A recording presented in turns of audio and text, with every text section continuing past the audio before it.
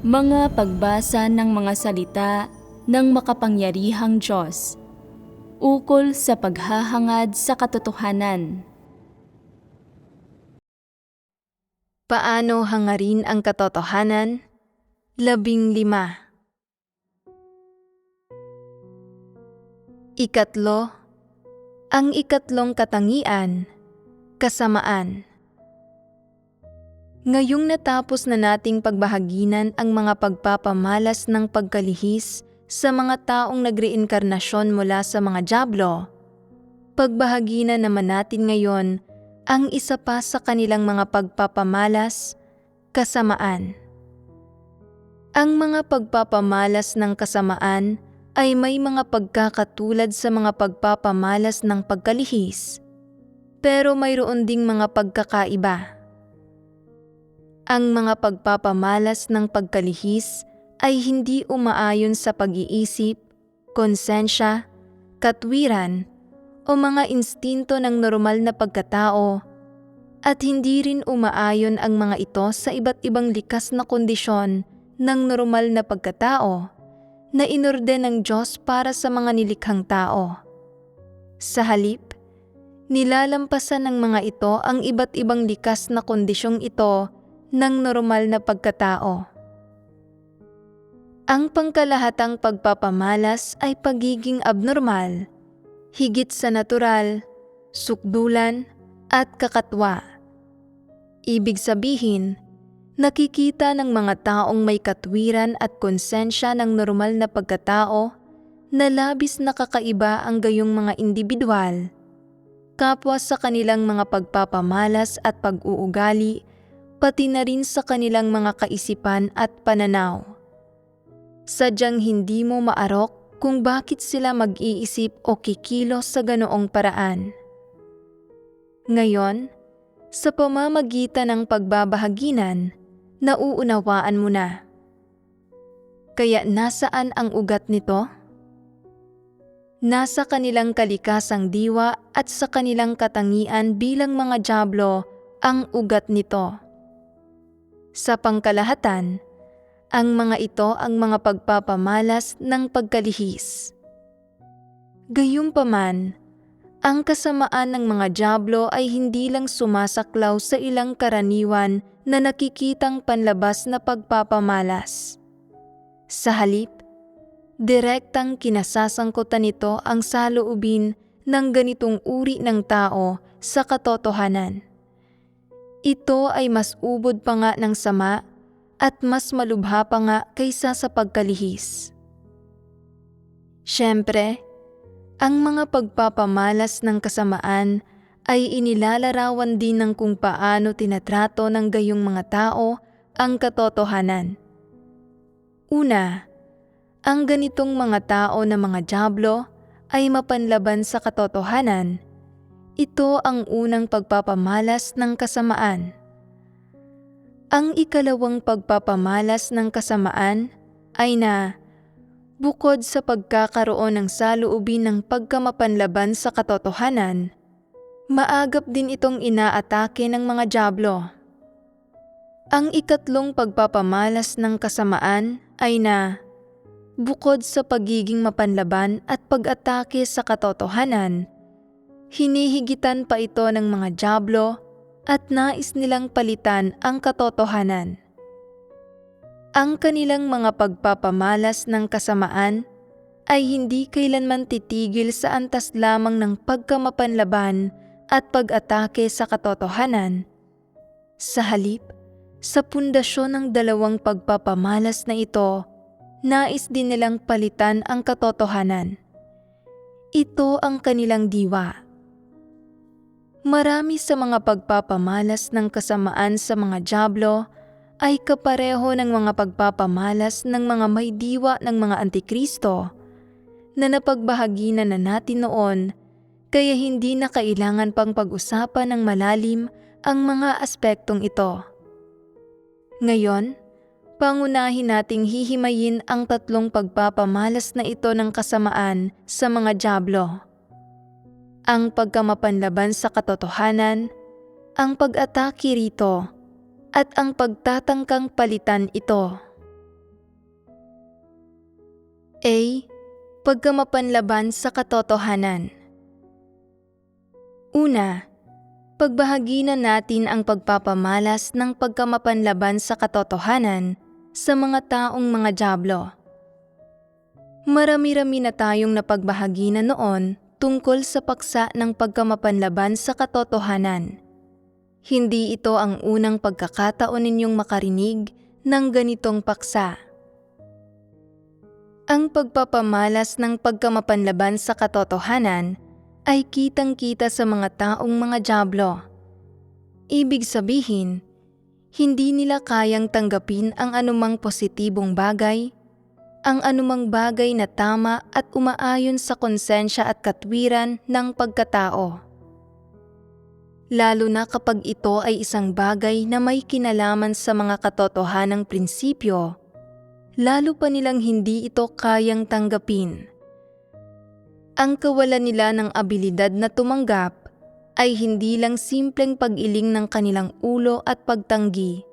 Sa halip, nakakaramdam sila ng pagkasuklam at pagkapuot sa kanilang puso, pati na rin ng pagkamuhi. Gaano kalalim ang kanilang pagkamuhi? Kung may sino mang magbabahagi tungkol sa katotohanan ng partikular at may realidad, kinaiinisa nila ang taong iyon. Hindi lang ito kaunting selos, ito ay pagkamapanlaban.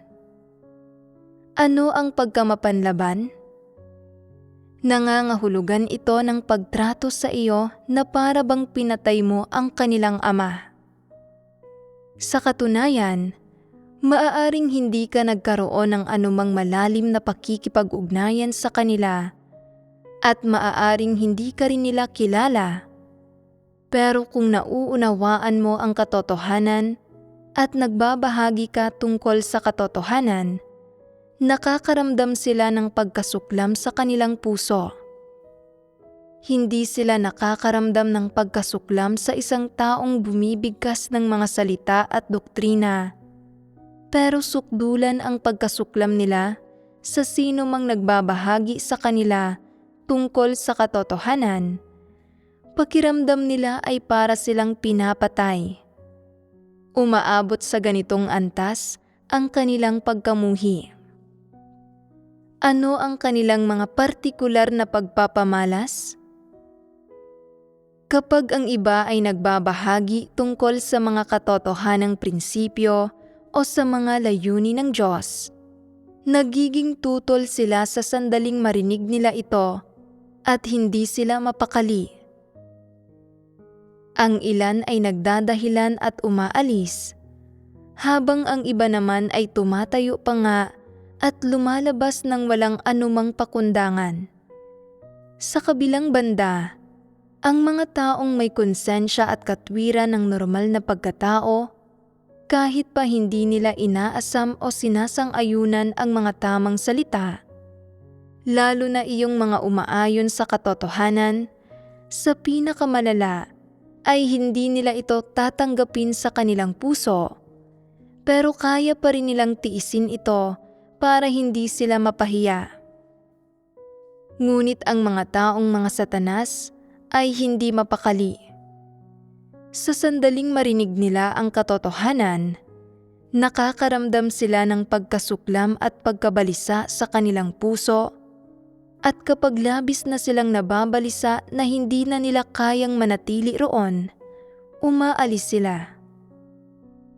Kung hindi nila ito magawa, nag-o-online sila para manood ng mga video, hinahayaan nilang lumipad ang kanilang isip at gumagawa sila ng ilang nakakagambalang kilos. Iniiba nila ang usapan at nakikibahagi sila sa walang kwentang usapan o itinataas at pinatototohanan nila ang sarili nilang maluwalhating kasaysayan habang minamaliit at pinangangaralan ang iba. Sa madaling salita, kung magbabahagi ka tungkol sa katotohanan, makakaramdam sila ng pagkasuklam.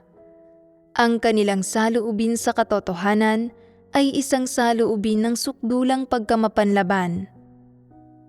Kung hindi ka magbabahagi tungkol sa katotohanan, kundi tungkol lang sa ilang gawaing administratibo o pangkalahatang gawain, magbabahagi ng ilang kwento mula sa pangangaral ng Ebanghelyo o makikipag-usap tungkol sa mga panlabas na usapin, kaya nilang manatili at makipag-usap kasama ng lahat na mukhang labis na nakakasundo ang iba. Ngunit sa sandaling ibahagi ang katotohanan, lalo na kapag binabasa ang mga salita ng Diyos, nalalantad ang kanilang diwa at ang kanilang tunay na mukha. Nababalisa sila, at kung makikinig pa sila ng kaunti, pakiramdam nila ay sasabog na ang kanilang ulo. Habang lalo mong binabasa ang mga salita ng Diyos, lalo nilang nararamdaman na hinahatulan sila, at lalo nilang nararamdaman na kokondinahin at ititiwalag sila, at na nanganganib ang kanilang buhay. Habang lalo mong binabasa ang mga salita ng Diyos, lalo silang nakakaramdam ng pagkasuklam at pagkapuot sa kanilang puso, na para bang nagkaroon sila ng kung anong sakit.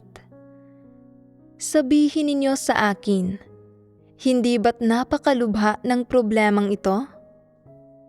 Maililigtas pa ba ang gayong mga tao? Lalo na pagdating sa pagsasagawa ng katotohanan at pagiging isang matapat na tao, ang mga naghahangad ng katotohanan dahil gusto nilang maging matapat, ay sinasanay ang kanilang sarili na magsalita ng totoo at maging bukas at ilantad ang kanilang sarili. Kapag naririnig ito ng mga dyablo, nakakaramdam sila ng pagkasuklam sa kanilang puso, hinahamak ka at kinamumuhian ka. Pakiramdam nila ay mababang uri ka dahil sa pagsasagawa sa katotohanan, habang sila naman ay marangal at mas dakila at mas mataas kaysa sa iyo dahil sa hindi pagsasagawa sa katotohanan. Anong uri ng pananaw ito? Hindi ba't paggawa ito na maging puti ang itim? Sadyang ganoon ang mga mapanlaban sa katotohanan. Kung magbabahagi ka tungkol sa katotohanan o sa kung anong prinsipyo ng pagsasagawa, hindi ka lang nila hinahamak sa kanilang puso, kundi tumututol din sila sa iyo, ni hindi man lang sila titingin sa iyong mga mata.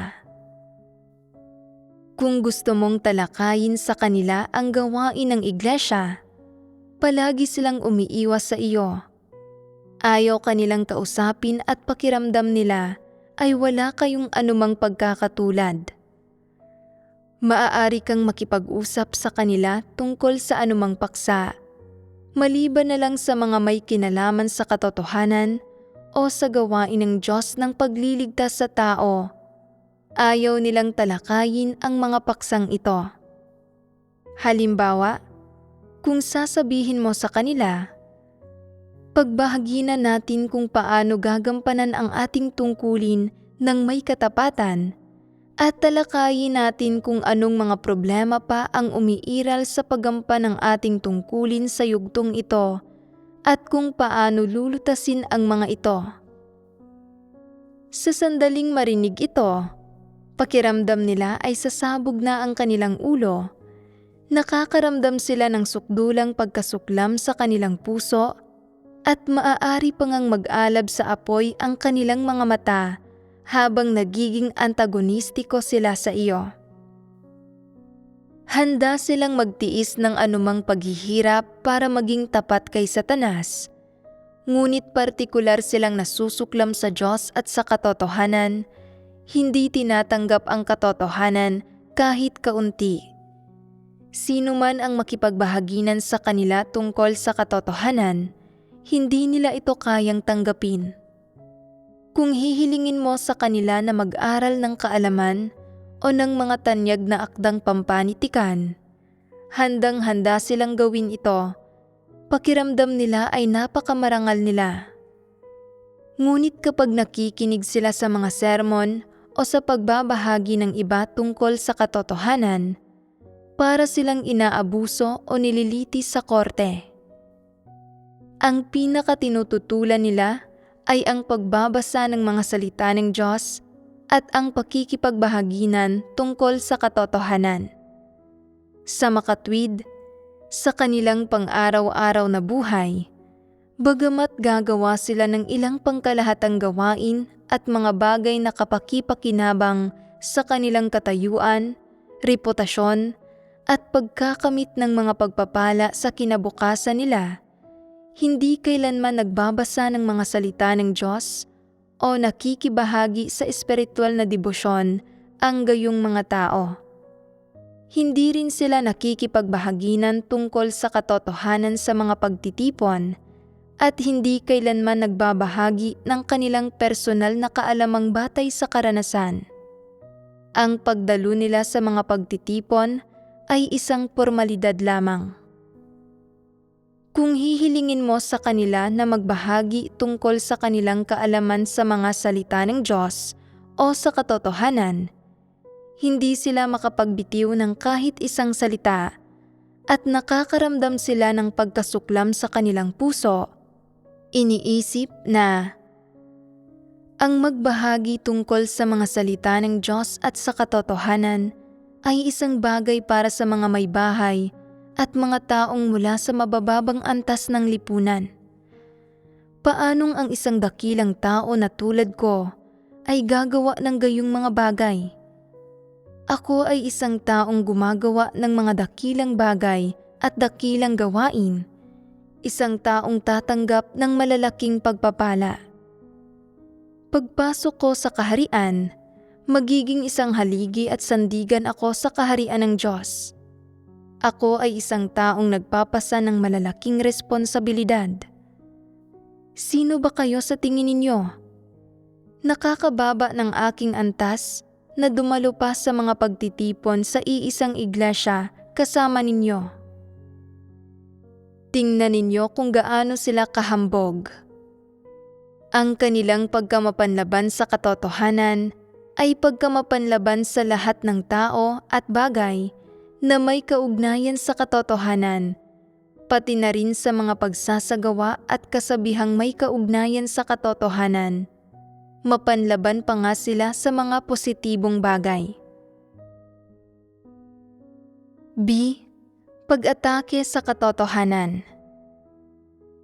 Kapag binabanggit ng isang tao na ang mga kapatid sa iglesia ay dapat magkaroon ng kagandahang asal ng isang banal, na ang mga pakikipag-ugnayan sa pagitan ng magkaibang kasarian, sa gawain man o sa pang-araw-araw na buhay, ay dapat isagawa sa loob ng mga partikular na hangganan, na ang lahat ay dapat maging marangal at disente, hindi makibahagi sa walang pakundangang pakikipaglandian, at rumespeto sa mga relasyon sa pagitan ng mga lalaki at mga babae, at rumespeto sa kasal, na dapat magsagawa ang isang tao sa bagay na ito ayon sa mga salita ng Diyos, at na hindi itinataguyod ng sambahayan ng Diyos ang sexual na pagpapalaya. Ano ang iisipin ng mga taong nagreinkarnasyon mula sa mga dyablo sa sandaling marinig nila ito? Isa iyang makalumang kasabihan, gasgas na iyan. Nasa anong kapanahunan na ba tayo ngayon?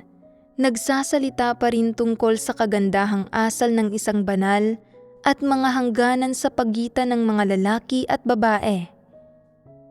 Noong unang panahon, ang mga emperador sa kanilang mga palasyo ay mayroong buong harem para sa kanilang sarili. Napakaringal niyon. Kung mayroon akong abilidad at paraan, kahit pa hindi ako magkaroon ng harem, magkakaroon man lang ako ng mga mapagpipiliang taong makakalandian. Hindi sila kailanman tumatanggap ng anumang positibong bagay, ng anumang tamang kasabihan, lalo na ng mga salita ng katotohanan, at lubha pa nga silang nasusuklam at namumuhi sa mga ito. Sa makatwid, sa pundasyon ng kanilang pagkamapanlaban sa katotohanan, palaging inaatake ng mga taong ito ang katotohanan at ang mga positibong bagay. Anumang aspekto ng katotohanan o partikular na hinihingi ng Diyos ang ibahagi, palagi silang mayroong isang hanay ng mga maling pananampalataya at maling kaisipan na ginagamit para punahin at husgahan ito. Hindi ba't isang pag-atake ang pagpuna at paghusga na ito? Gaano man karaming tao ang tumanggap sa katotohanan at sa mga positibong bagay, hindi nila kailanman tatanggapin ang mga ito. Naniniwala sila na ang mga itinataguyod ng sambahayan ng Diyos at ang hinihingi ng katotohanan na isagawa ng mga tao ay pawang mga slogan at formalidad, at na ang tunay na nakakatugon sa mga pangangailangan ng tao ay ang mga makamundong kalakaran. Anuman ang itinataguyod ng mga makamundong kalakaran ngayon, iyon ang pinakamataas na katotohanan. Hindi ba't pagpipitagan ito sa kasamaan? Kaya, anumang aspekto ng katotohanan ang iyong ibahagi, suhestibo silang mapanlaban dito, at higit pa rito, huhusgahan, aatakihin, at lalapastanganin nila ito. Halimbawa, hinihingi ng Diyos sa mga tao na maging matapat. Paano nila binibigyang kahulugan ang pagiging isang matapat na tao? Ang pagiging isang matapat na tao ay para sa mga hangal. Mga hangal lang ang nagsasagawa ng pagiging matatapat na tao. Mga hangal lang ang nagsasabi sa iba kung ano ang iniisip nila sa kanilang puso, ang kanilang mga pribadong usapin. Mga hangal lang ang nagsasalita ng totoo. Mga hangal lang ang nagkakatiwala ng kanilang tadhana sa iba para kontrolin. Hindi ako hangal. Ang tadhana ko ay nasa sarili kong mga kamay, at walang karapatan ang iba na makialam. Kung gusto ko mang sabihin o hindi kung ano ang iniisip ko sa aking puso, walang karapatan ang iba na makialam. Kung hindi ito isang bagay na gusto kong sabihin sa mga tao, huwag ka nang mangarap na malaman pa kung ano iyon. Hindi ba't pagiging tutol ito sa katotohanan at pagkamuhi sa katotohanan? Ang mga tao na mga dyablo ay hindi tumatanggap sa katotohanan at hindi ito isinasagawa.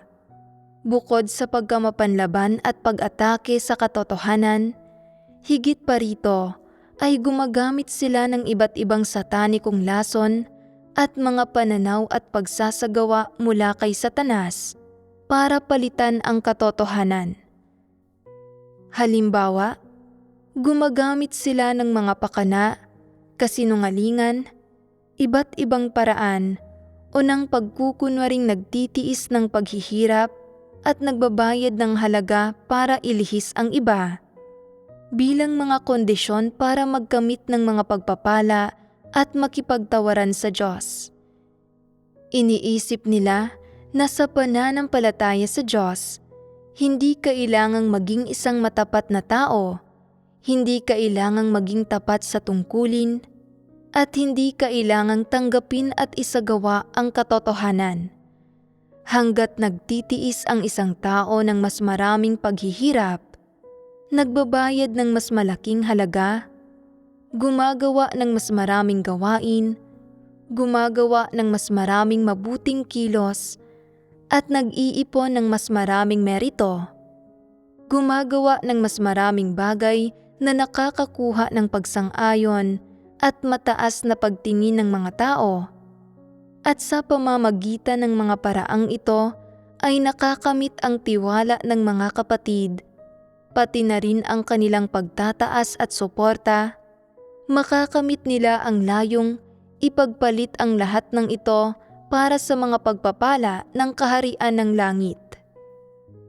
Hindi ba't sukdulang katawa-tawa ang pananaw na ito? paghusga man ito at pagkondena sa katotohanan, pagkamapanlaban at pag-atake sa katotohanan, o palaging pagnanais na gamitin ang mga maling pananampalataya at maling kaisipan ni Satanas para palitan ang katotohanan. Lahat ng ito ay mga partikular na pagpapamalas kung paano tinatrato ng mga dyablo ang katotohanan. Anuman ang mga pagpapamalas na ito, pawang ganap na inilalantad ng mga ito ang masamang diwa ng mga dyablo.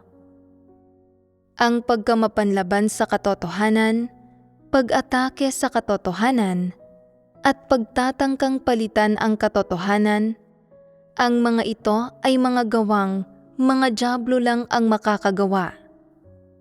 Mga dyablo lang ang tumatrato sa katotohanan at sa Diyos ng may gayong pagkamuhi, paghusga, at pagkondena, at may kakayahang gumamit ng anumang paraan para ilihis, linlangin, at akitin ang mga tao palayo sa katotohanan at palayo sa Diyos.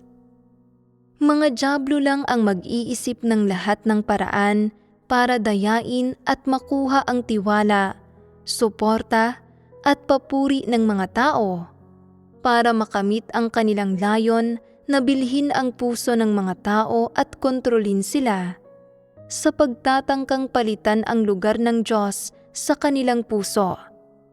Sa madaling salita, ang katunayang nagkakaroon ang mga dyablo ng gayong saloobin sa katotohanan at sa mga naghahangad ng katotohanan ay naglalantad na ang kanilang diwa ay kasamaan. Ang mga positibong bagay at ang katotohanan ang inaasam at minamahal ng lahat ng nilikhang tao, at karapat-dapat din ang mga ito na pahalagahan ng mga tao. Siyempre, ang mga ito rin ang pinakakailangan ng mga nilikhang tao. Ito ay dahil ang katotohanan ay isang esensyal na bagay para makalaya ang sangkatauhan mula sa impluwensya ni Satanas, makatahak sa tamang landas, at magawang matakot sa Diyos at umiwas sa kasamaan. Para makamit ng mga normal na tao ang kaligtasan, ang paghahangad sa katotohanan, pagtanggap sa katotohanan, at pagsasagawa sa katotohanan ay isang kinakailangang proseso. Wala nang ibang paraan. Kahit na mahirap para sa kanila na tanggapin at isagawa ang katotohanan dahil mayroon silang mga tiwaling disposisyon, mula sa perspektiba ng kanilang kaibuturang pagkatao at ng kanilang subhetibong kalooban, hindi sila mapanlaban sa katotohanan. Ang kanilang subhetibong saloobin ay hindi isang saloobin na mapanlaban sa katotohanan, ni hindi rin ito isang saloobin ng sadyang pag-atake sa katotohanan o pagsubok sa lahat ng paraan na gumamit ng anumang mga maling pananampalataya at maling kaisipan para palitan ang katotohanan. Si Satanas lang ang makakagawa nito. Ang diwa nito ng pagkamapanlaban sa katotohanan ay kapareho ng sa malaking pulang dragon. Anuman ang isang positibong bagay, anuman ang may kinalaman sa katotohanan, itinatatwa, kinokondena, at tinatanggihan ito ni Satanas. Kahit na hindi nagdudulot ng banta kay Satanas ang mga katotohanang ito, mapanlaban at namumuhi pa rin ito sa mga ito. Ito ay idinidikta ng kalikasan nito. Dahil may masamang kalikasan ang mga dyablo, ang katotohanan para sa kanila ay ang kanilang kaaway. Ano ang ipinahihiwatig ng salitang kaaway? Ipinahihiwatig nito na ang magkakaaway ay hindi kailanman maaaring maging magkaayon, hindi kailanman magiging magkaibigan, hindi kailanman magiging mga kasamang may iisang isipan. Ito ay tulad ng malaking pulang dragon. Tinatrato nito ang mga nananampalataya sa Diyos ng may partikular na pagkamuhi at pagkamapanlaban. Hanggat tumitigil ka sa pananampalataya sa Diyos at iniinsulto mo ang Diyos, maaari kang gumawa ng anumang kasamaan sa lipunan. Wala itong pakialam kung magnakaw ka, mangagaw, o makibahagi sa mahahalay na aktibidad. Maaari kang makipagsabwatan dito at gumawa ng anumang masamang bagay. Ngunit kung mananampalataya ka sa Diyos at tatahakin mo ang tamang landas, hindi nito iyon papayagan. Aarestuhin ka nito, uusigin ka, at papatayin ka pa nga. Sadyang hindi ka nito hahayaang umiral. Hanggat umiiral ka, isa kang tinik sa tagiliran nito. Sa bawat araw na umiiral ka, nakakaramdam ito ng pagkabagabag at hindi mapakali sa loob nito. Kapag nalipol ka na nito, kapag hindi ka na umiiral, saka lang ito nakakaramdam ng tagumpay, kapanatagan at kapayapaan. Ang saloobin ng mga taong mga dyablo sa katotohanan ay pareho sa kalikasan ng pagkamuhi ng malaking pulang dragon sa katotohanan. Kung hinahangad mo ang katotohanan, isinasagawa ang katotohanan, ginagawa ang lahat ayon sa mga prinsipyo, may paninindigan, at itinataguyod ang mga prinsipyo, kaiinisan at kamumuhian kanila. Kung magiging mga leader sila at magkakaroon ng kapangyarihan, iisipin nila ang lahat ng paraan para humanap ng panghahawakan laban sa iyo para pahirapan ka, at ididiin ka pa nga sa kung anong kasalanan para alisin ka. Kapag ang mga naghahangad sa katotohanan ay naibukod na nilang lahat, at ang mga natitira sa iglesia ay pawang mga taong magugulo ang isip at mga hindi nakakaunawa sa katotohanan kahit kaunti, nakakaramdam sila ng kaligtasan na wala ng banta sa kanila at na magiging madali na ang kanilang mga araw. Sa makatwid, ang mga taong mga dyablo ay hindi lang mapanlaban sa katotohanan, kundi mapanlaban din sa mga nagmamahal at naghahangad sa katotohanan. Hindi ba't ipinapakita nito na mayroon silang masamang kalikasan? Ang ilang tao, pagkatapos makondena, maibukod, at mapahirapan ng mga dyablo, ay nagsasabi, "Hindi ko naman pinasama ang loob nila, pero bakit kinaiinisan nila ako?" Hindi ba't pagsasalita ito ng magulo ang isip? Hindi ba't pagkabigo itong makita ang totoong sitwasyon at kawalan ng kakayahang kumilatis ng mga tao? Inaaresto at inuusig ba ng malaking pulang dragon ang mga Kristiyano dahil lumalabag sila sa mga batas at gumagawa ng mga krimen? O dahil nakikilahok ang mga Kristiyano sa mga aktibidad pampulitika para pabagsakin ito at agawin ang kapangyarihang pampulitika nito? Parehong hindi. Kung gayon, bakit nito ginagawa ito? Hindi tayo nakikilahok sa politika, ni hindi natin ito sinasalungat o inilalantad, lalo nang hindi tayo nakikibahagi sa mga aktibidad pampulitika para agawin ang kapangyarihan nito. Kung gayon, bakit nito sinusupil at inaaresto ang mga nananampalataya sa Diyos sa ganitong paraan? Ito ay dahil lang sa sinusunod mo ang Diyos, tinatanggap ang katotohanan at dinadakila ang Diyos at sinasamba siya, kaya namumuhi ito sa iyo.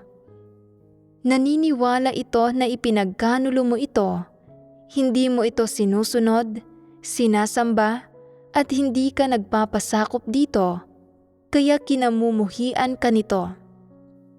Kaya, nais nitong supilin at wasakin ka para makamit ang layong mapaglaho ka. Dahil lang sa ito ay isang masamang dyablo at mayroon itong kalikasang diwa na mapanlaban sa katotohanan. Kung susundin mo ang Diyos, magiging mapanlaban ito sa iyo. Kamumuhian ka nito at susubukan nito ang lahat ng paraan para pahirapan ka, wasakin ka, at agawin ka mula sa tabi ng Diyos.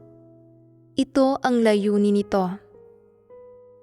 Kung titigil ka sa pagsunod sa Diyos, hindi ito magiging ganoon kamapanlaban sa iyo. Siyempre, magtatangka pa rin itong wasakin, gawing tiwali, paglaruan, at kontrolin ka. Kung magagawa mong sambahin at sundin ito, malulugod ito at hindi ka pahihirapan, ngunit sa huli, maililibing ka lang kasama nito. Walang sino mang sumasamba kay Satanas ang nagkakaroon ng magandang katapusan. Ang kalikasan ni Satanas ng paglaban sa Diyos ay hindi kailanman magbabago. Bakit ang mga kay Satanas na mga antikristo ay labis na mapanlaban sa katotohanan at sa Diyos? Sabihin ninyo sa akin, gaano ba kasama ang kanilang kalikasang diwa? Hindi nila tinatanggap ang katotohanan, ang gawain ng Diyos, ang anumang positibong bagay, o mga tamang kasabihan at pagsasagawa ng walang eksepsyon. Hindi lang sila nakakaramdam ng pagkasuklam sa kanilang puso at tumatangging tanggapin ang mga ito, kundi aktibo rin silang gumagawa ng masama para labanan ang Diyos at nagkakalat ng iba't ibang walang batayang tsismis at mga maling kaisipan para kondenahin ang katotohanan at mga positibong bagay. Nais din ng masasamang taong tulad nito na magkamit ng mga pagpapala sa pamamagitan ng pananampalataya sa Diyos. Pumupuslit sila papasok sa sambahayan ng Diyos. Ngunit dahil hindi nila tinatanggap ang katotohanan kahit kaunti, sila ay nabubunyag at natitiwalag. Halimbawa, ang pagtanggap sa pagpupungos ay isang positibong bagay. Kapag ang mga normal na tao ay gumagawa ng mali at pinupungusan, pagninilayan nila ang kanilang sarili. Kung ang kanilang maling gawa ay dahil sa maling mga intensyon o sa isang tiwaling disposisyon, hahanapin nila ang katotohanan para lutasin ito. Kung ang kanilang pagkakamali ay nangyari dahil mahina ang kanilang kakayahan at hindi nila nakita ng malinaw ang mga bagay-bagay, aktibo rin silang maghahanap ng landas para lutasin ito. Maghahanap ng mga taong may mahusay na kakayahan na nakakaunawa sa katotohanan para tulungan at gabayan sila. Sa madaling salita, sa ilalim ng gabay at regulasyon ng kanilang konsensya at katwiran, tatratuhin nila ng tama ang pagpupungos. Ngunit paano tinatrato ng mga taong mga dyablo ang pagpupungos? Ang mga dyablo mismo ay mapanlaban sa katotohanan, ngunit dahil sa kanilang masamang kalikasan, hinding-hindi sila titigil sa pagkamapanlaban lamang. Kokondinahin, lalabanan at lalapastanganin din nila ang katotohanan. Kaya kapag sila ay pinupungusan, buong lakas nilang sinusubukang mga tuwiran at ipagtanggol ang kanilang sarili. Hindi lang nila itinatanggi ang katotohanan, kundi inaatake at kinokondena rin nila ang mga pumupungos sa kanila at nagkakalat pa nga ng gayong mga salita. Napakahirap manampalataya sa Diyos. Ang mga may mahinang kakayahan sa atin na hindi nakakaunawa sa katotohanan ay mapapaalis lang sa huli. Hindi madaling maging palamunin ng sambahayan ng Diyos. Ang mga taong may mahinang kakayahan ay walang daan pasulong. Wala tayong magawa kundi ang mapahirapan ng iba. paano man tayo paglaruan ng iba, kailangan lang nating tiisin ito. Sino ang masisisi natin kundi ang sarili nating mahinang kakayahan? Kung mahina ang kakayahan mo, mas mababa ka sa iba. Hindi lang nila hindi tinatanggap ang pagpupungos o pinagninilayan at kinikilala ang kanilang sarili, hindi rin sila naghahanap ng mga prinsipyo ng pagsasagawa o ng isang landas ng pagsasagawa para lutasin ang problemang ito. Kung talagang mahina ang kanilang kakayahan, paano nila sa pundasyon ng kanilang likas na mga kondisyon maibibigay ang kanilang buong makakaya para magampanan ng maayos ang kanilang tungkulin at maalay ang kanilang katapatan? Mag-iisip ba sila sa ganitong paraan? Sila ay mapanlaban sa katotohanan, kaya hinding-hindi sila mag-iisip sa ganitong paraan. Higit pa rito, lalo pa silang magiging matindi sa mga bagay at gumawa ng paghusga at paninirang puri. Lihim pa ngang isinusumpa sa kanilang puso ang mga pumupungo sa kanila. Ginawa mo akong hindi komportable ngayon. Isang araw, ipapakita ko sa iyo kung sino ako. Sa tingin mo ay mahina ang kakayahan ko? Maraming taon na akong nananampalataya sa Diyos, samantalang ikaw ay ilang taon pa lang na nananampalataya. Kinaiinisan mo ako? Isang araw, ipaparanas ko sa iyo ang mga kahihinatnan, idudulot ko na mamatay ka ng kahindik-hindik. Nakikita mo, kapag sila ay pinupungusan, bagamat wala silang sinasabi at nakangiti pa nga, ang kanilang puso ay nag-uumapaw sa hinanakit, pagkamuhi at mga sumpa. Ipinapakita ng ilang tao ang kanilang pag-ayaw na tanggapin ang pagpupungos. Paminsan-minsan ay nagbibitaw ng mga salita ng reklamo, pag-atake o paghusga. Hindi lang sila mapanlaban sa pagpupungos, kundi nagkukusa rin silang atakihin ang mga pumupungos sa kanila. Hindi tinatantanan ang sino mang gumagawa nito sa kanila. Ang ilang babae ay maaaring medyo maliit at mukhang napakarupok sa panlabas. Ngunit kapag may isang taong tunay na pumupungos sa kanila, sumisiklab sila sa galit. Labis na akong nagdusa sa pananampalataya sa Diyos sa loob ng lahat ng taong ito. Naging madali ba ito? Kinaiinisan mo ako. Aba, nangangaral na ako ng ebanghelyo noon pa man, bago ka pa man isilang.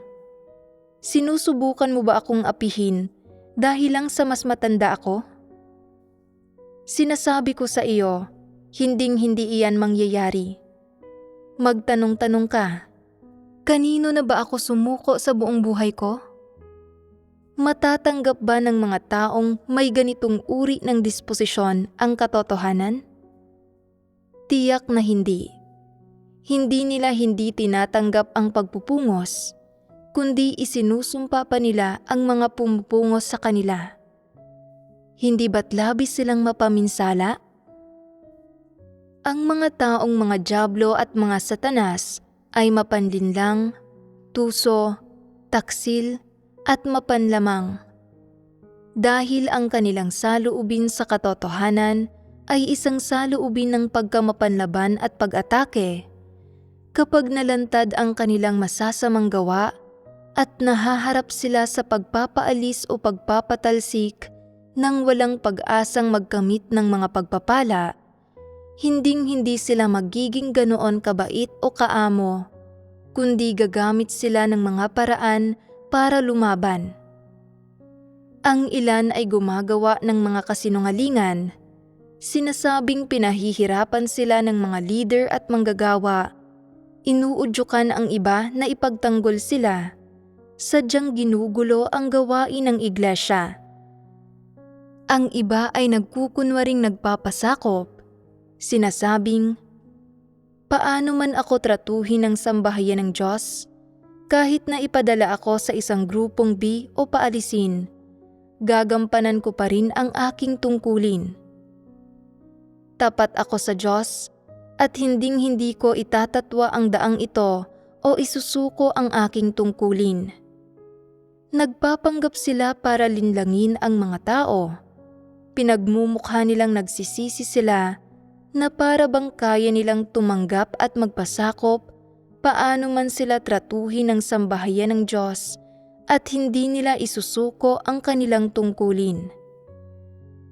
Sa katunayan, nililinlang at pinaglalaruan kanila. Iniisip nila,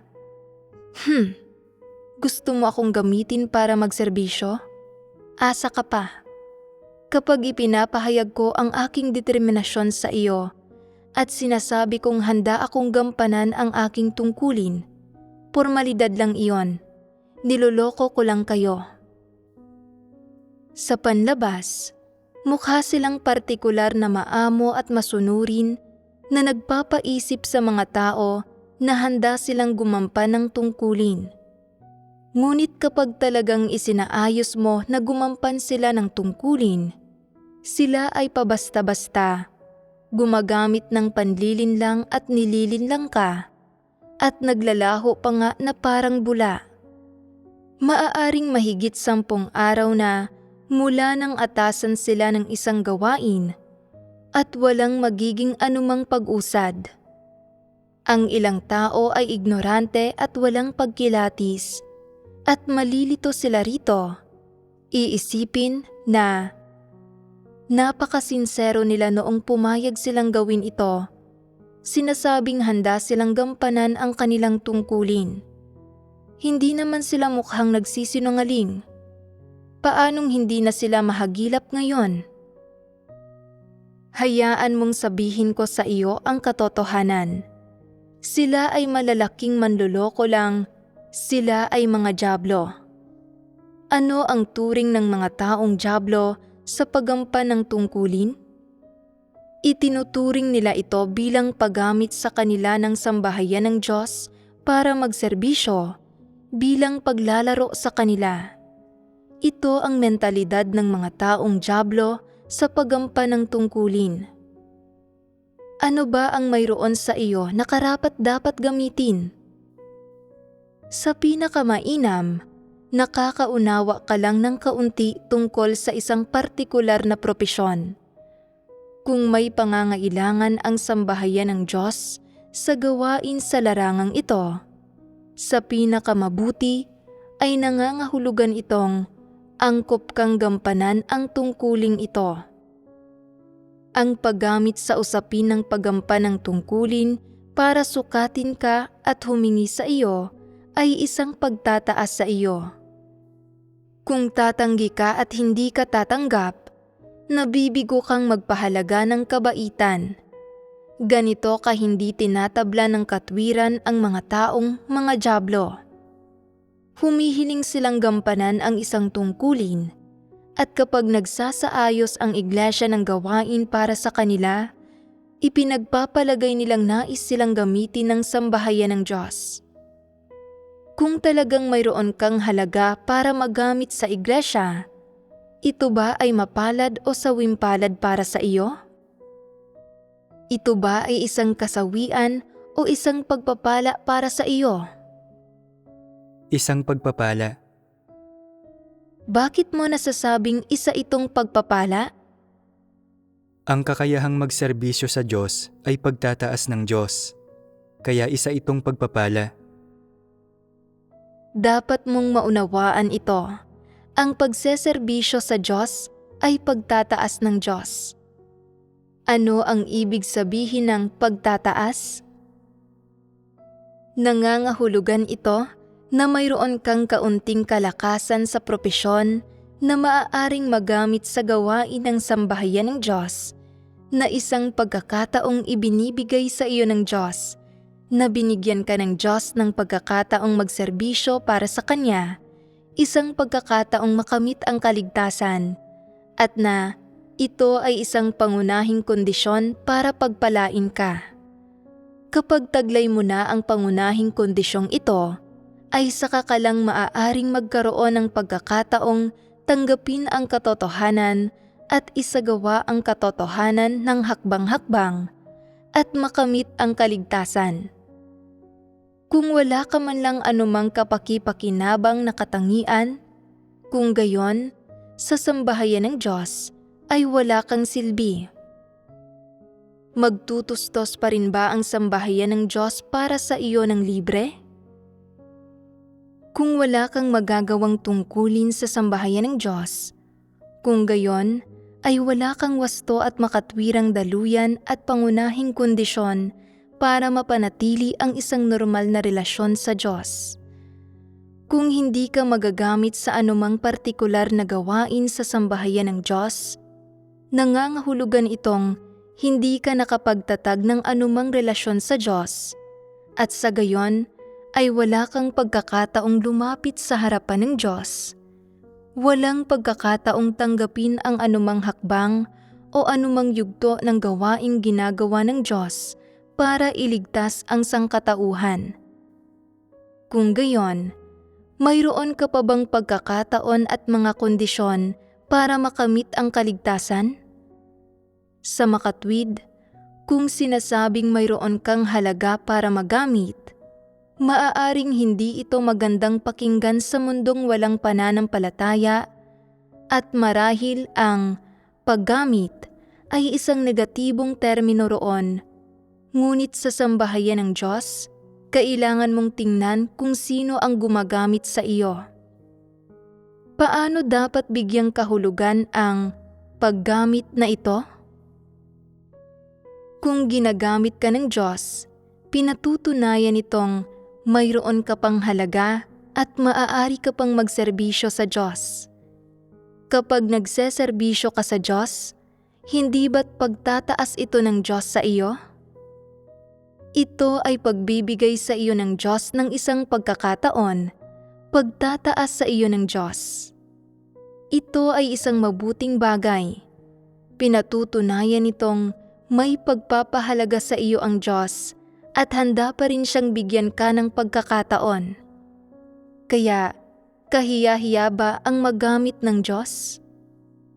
Ito ba ay isang kawalan? Nawawalan ka ba sa pagpapagamit? Nagiging dahilan ba ito para mawala ang iyong pride o dignidad? Hindi, higit pa ang nakakamit mo. Binibigyan ka nito ng pagkakataong humarap sa Diyos para tanggapin ang katotohanan at ang pagliligtas ng Diyos. Hindi ka nawawalan kahit kaunti. Nakakakuha ka ng malaking kalamangan. Ngunit hindi ito nakikita sa ganitong paraan ng mga nagreenkarnasyon mula sa mga dyablo. Mayroon silang masamang kalikasan. Paano man sila gamitin at gawing tiwali ni Satanas, wala silang pagtutol, lubos silang nasisihan dito. Kung gagamitin sila ng mga opisyal ng gobyerno, itinuturing nila itong mapalad, isang tanda ng kasaganaan. Hindi sila kumikilatis, sumasalungat, lumalaban o tumatanggi rito. Ngunit sa iglesia, kung iaangat sila para gampanan ang isang tungkulin, pakiramdam nila ay nagseserbisyo sila, na ipinagbibili nila ang buhay nila at na ginagamit sila ng iglesia. Halimbawa, may isang babae na nakakaunawa ng kaunti tungkol sa isang partikular na kasanayang propesyonal, kaya isinaayos ng iglesia na gumawa siya ng gawain sa larangang ito. Bukod sa hindi niya ito kayang tanggapin mula sa Diyos, nakakaramdam din siya ng partikular na pagkasuklam sa kanyang puso. Sinusubukan mo bang gamitin ako? Imposible iyan. Hindi ako ganoon kahangal. Nabuhay ako ng ganito katagal at hindi pa kailanman nagamit ng sino man. Hindi pa naipapanganak ang taong makakagamit sa akin. Hindi mo kailangang mainis ng husto. Kung handa kang gampanan ang iyong tungkulin, tanggapin mo ito mula sa Diyos at gampanan mo ng maayos ang iyong tungkulin. Kung hindi ka handang gampanan ang iyong tungkulin, lisanin mo ang sambahayan ng Diyos. Bukas ang tarangkahan ng sambahayan ng Diyos. Maaari kang umalis anumang oras at pumunta saan mo man gusto. Ipinagkakaloob ng Diyos ang katotohanan sa mga tao ng libre. Ang pagkakaloob ng Diyos ng katotohanan at ang kanyang pagtutustos ng buhay sa mga tao ay pawang walang bayad. Humingi ba siya sa iyo ng kahit isang kusing? Gumagawa ka ng kaunting tungkulin, ngunit itinuturing mo itong paggamit sa iyo ng Diyos. Hindi ba't kawalan ito ng konsensya, pagkabigong magpahalaga ng kabaitan? Ano naman kung gamitin ka ng Diyos? Mali ba iyon? Ang mismong buhay mo ay ibinigay ng Diyos. Hindi ba karapat-dapat ang Diyos na gamitin ka? Hindi ba siya kalipikado? Maaari ka bang umaktong mataas at makapangyarihan dahil lang sa nakakaunawa ka ng kaunti tungkol sa isang propesyon? Kailangan bang maging labis na mapagpaalipin ang Diyos, magalang na nagmamakaawa sa iyo, nangangako sa iyo ng mga bagay, itinataas ka at inilalagay ka sa isang trono? Magpapasaya ba iyon sa iyo? Hindi kayang maunawaan ng tama ng mga taong walang normal na pagkatao ang usapin ng paggampan ng tungkulin. Palagi nilang sinasabi, "Ginagamit ako ng sambahayan ng Diyos. Hindi ako ganoon kahangal. Mga hangal lang ang handang magpagamit sa Diyos." Nakikita mo, ang kaisipang ito ay kapwa lihis at masama at lubos na hindi makatwiran.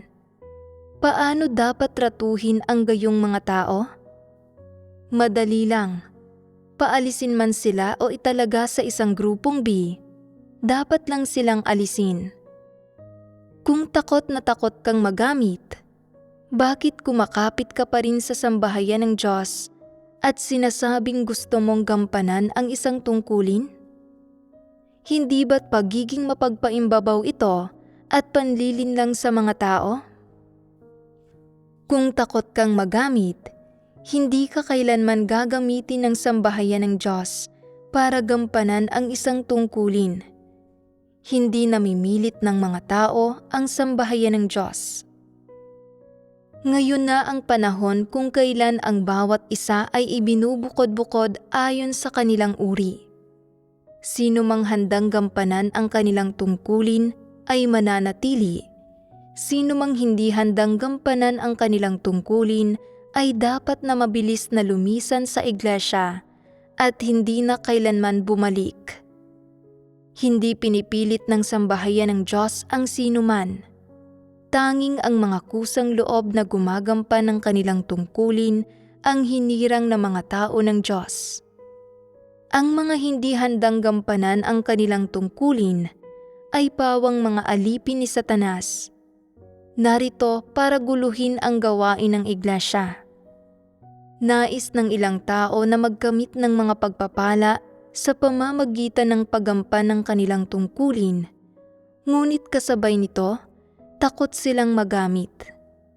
Sila ba ay mga taong may konsensya at katwiran? Palagi silang takot na magdusa ng mga kawalan. Palagi nilang nadarama na sinasamantala sila ng sambahayan ng Diyos, na sila ay nagdurusa ng labis na kawalan.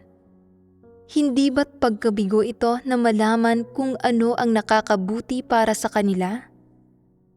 Anong kawalan ang dinanas mo? Kung susubukan mong ipagpalit ang iyong mga teknikal na kasanayan para sa katotohanan at para sa kaligtasan, sinasabi kong hindi mo magagawa ang pagpapalit na iyon. Hindi ka karapat-dapat, hindi ka kalipikado. Ang mga salita ng Diyos ay buhay.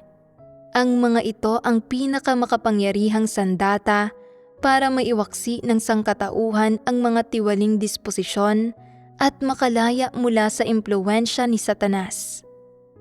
Tanging ang mga salita ng Diyos, tanging ang katotohanan, ang makakalipol sa dating sangkatauhan na nagtataglay ng kalikasang diwa ni Satanas. Tanging ang buhay ng Diyos, tanging ang katotohanan, ang makapagpapahintulot sa sangkatauhang ito na patuloy na mabuhay at wakasan ang tadhana ni Satanas. Ang buhay ng Diyos at ang katotohanan ay mga kayamanang walang katumbas. Walang materyal na bagay sa mundo at walang anumang itinuturing na mahalaga ng mga tao ang maipagpapalit para sa mga ito. Kahit na ialay ng mga tao ang kanilang buhay, ang mga ito ay hindi maipagpapalit para sa mga ito, lalo pa ang kanilang kakarampot na teknikal na kasanayan. Ang katotohanan ay hindi ipinagbibili. Hindi ipinagbibili ng sambahayan ng Diyos ang katotohanan, hindi ipinagbibili ang buhay. Kaya, ano nga ba ang magagawa ng mga tao para magkamit ng buhay? Tanging sa pamamagitan ng pagtanggap sa katotohanan, pagpapasakop sa katotohanan, pag-aalay ng kanilang katapatan at sinseridad sa Diyos, at pagtupad ng maayos sa tungkulin ng isang nilikha, sila makapagkakamit ng buhay.